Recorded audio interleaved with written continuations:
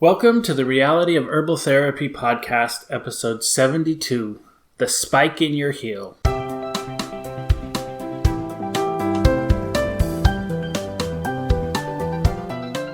So, the other day I was sitting down talking with one of my daughters, and she's working at a craft store, and one of the ladies she works with had broken a couple of the bones in her foot, and so she's waiting to have surgery, and she's got like one of those, it's like a little cart that you put your knee on and go around on because she's got bone spurs in her foot.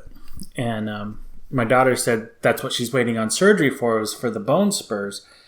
And it's funny because there's the one view of do surgery, cut everything open, cut it off and everything. But the first thing that went through my head is exactly what Dr. James would suggest. And I'm going to kind of like go into some details and tell you what Dr. James would suggest for bone spurs, which is a lot less invasive than surgery and a lot less painful, and it really helps. So I kind of wanted to like let you know, first off, like when she was talking about her friend, her bones are kind of like the average American. The other day, my brother cracked one of the bones in his feet, and he has no clue how he did it. The diet that everybody eats, a lot of meat and a lot of dairy, our body has to pull minerals from our bones basically to be able to digest all of that meat. And over time, our bones become more and more brittle. And so, Dr.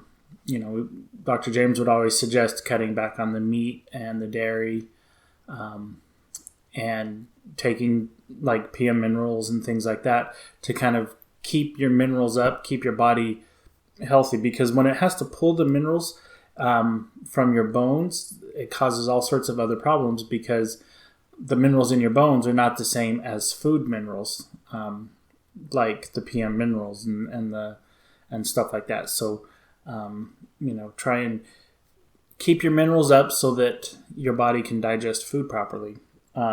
So getting back to bone spurs, I had one once in my heel, and you'd step on it, and if you've ever had bone spurs, you know how painful it is, because every time you step, it feels like someone's taking a hot nail and just jamming it into your heel or wherever you have the bone spur at. It's just really, really painful, and it hurts like crazy. So I was like hobbling around, walking funny, and Dr. James walks up to me and he's like, "What is your problem? Why are you walking like that?" And I said, "I don't know, my foot hurts." And he looks at it and he's like, "Well, you have a bone spur. Take silica DE." So what silica does is it's another mineral, but it helps to because where you have a bone spur is your bones are knitting together. So bones where they're connecting, and if they don't connect right, you get basically sharp spikes that come off, and those sharp spikes can grow pretty long, and those are bone spurs. So silica is the mineral that our body uses to knit our bones together correctly, and so with that bone spur and the pain of walking around on it for a few days. And I took silica, and it doesn't take much. You only need one capsule every day. And within 2 to 3 days, the pain is gone.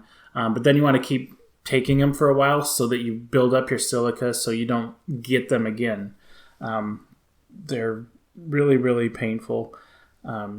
So I just wanted to share with you, basically real quick, silica DE is really helpful and really essential for getting your bones to knit together, but also to prevent those sharp spikes so you don't get those bone spurs.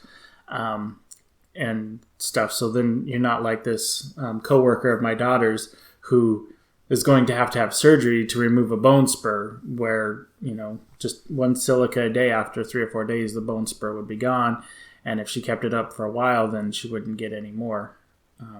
So I hope this really helps, and it was good talking with you, and we will talk to you next time.